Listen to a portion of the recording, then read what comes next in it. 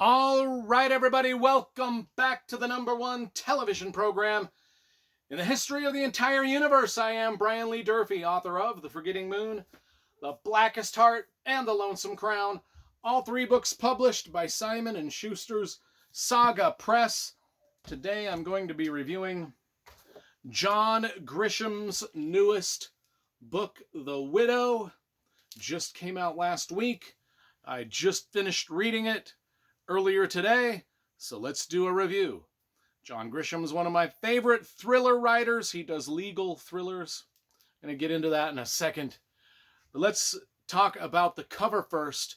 Because you know I love graphic design and cover illustration, this is a pretty typical look for a John Grisham book. It looks like we've got his name in big bold, and then the title, and then what looks like a some sort of inside of some sort of building that may or may not be a courthouse, which would make sense since he writes legal thrillers. He is one of my favorites. I mean, I've got all of his books in hardcover down there on my shelf. I'm not going to show them to you, but just trust me, I do.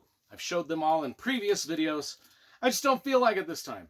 Although, by the amount of time I've spent talking to you about how I'm not going to show you the collection, I probably could have just showed you the collection. Anyway, let's move on. Legal thrillers. Man, The Firm, A Time to Kill. There's so many. He's written like... I could show you my collection. He's written like 30 some odd books. Look, I'll just show it.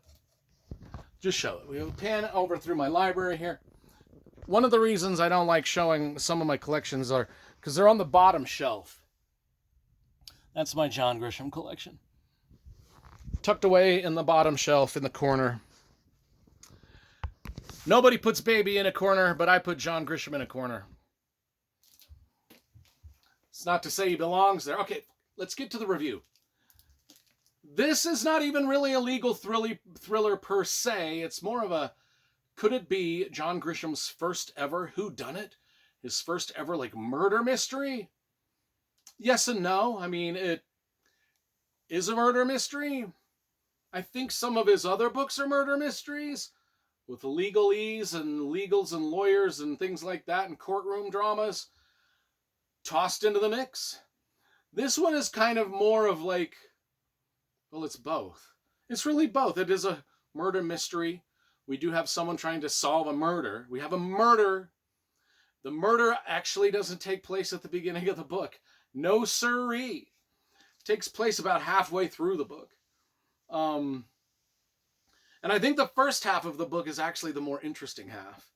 Then once the murder happens, it's just kind of like, okay, still good John Grisham storytelling. Here's the setup. The star is a lawyer, so rest assured, John Grisham. I'll edit that out. The star of the show is a lawyer. He is named Simon Latch. He lives in rural, R-U-R-A-L, rural Virginia, small town Virginia, as a lawyer, making just enough money to kind of pay the bills. Kind of like Better Call Saul, but with a little more scruples the guy has. As I was reading through this, I don't know if he's really a great guy. He seems to be in a lot of trouble financially. His marriage is not going good. There's a divorce proceeding. There's the kids' bills to pay. Just things are kind of not going well for him. His family life's in the toilet. And then he meets Eleanor Barnett, an elderly widow, who tells them this fantastical story about how her husband secretly invested into Coca-Cola and Walmart stocks from the very beginning, a long time ago, way a long time ago, and just always sort of secretly invested bits and pieces of money. And now he is dead, he has passed on, and that money has accumulated in these stocks into a fortune. And she wants to kind of like, she thinks people are trying to scam her out of the money. She wants the money to be protected. She wants like a specific will. She's been scammed one or two times. And before she realized she was in a scam, she didn't lose all the money. She lost enough of it that it scared her. And so she just wants this lawyer, Simon, to look after the money and make sure that it is safe. And Simon, being just a little bit like Better Call Saul, seems he's like, oh, well, this will help me out of my financial trouble. And we go through the first half of the book is just him dealing with this money, him dealing with all of his credit problems, and also with this big fortune that this widow has hanging over him. And he's just kind of like, wow, that's a lot of money that she's got, and I need money. And, eventually there's going to be a big payday. How can I speed up the payday? Yada, yada, yada. Next thing you know, this lady's in a car accident. She's in the hospital.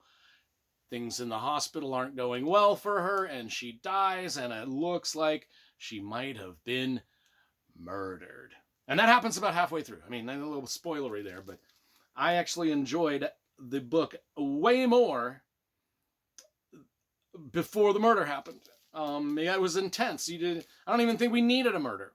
But it is a murder, mysterious death, and of course, all suspicion falls upon our main character, the lawyer, Simon Latch, and now he's got to defend himself. He's got to prove his innocence through the second half of the book. Now, letting you know that this lady dies halfway through the book is not spoilery according to the inside jacket, because the inside jacket leads with this lady dies with a fortune, and our main character is the suspect. I would give the first half of this book is fucking magnificent. I would give it the first half of the book, I would literally give like a 9.7 out of 10. The second half of the book, I was just kind of like, okay, now we're back into a courtroom drama, yada, yada, yada. We know the guy's innocent, or is he? I don't know. Maybe we don't know. Maybe the twist is. I don't know. Won't tell you that. There's a little bit of a ending here that's semi-shocking, but anyway, I enjoyed the first half. I would give the second half about a 7.5. So overall, we kind of got to give this thing about an 8.2. I don't know what the average of 9.7 and 7.5. I don't know. Somewhere in the 8s. Well, this finishes somewhere in the 8s for me, which is a good score. And John Grisham writes great novels. Some of my favorite thrillers of all time. This is his latest one. A cracking good read.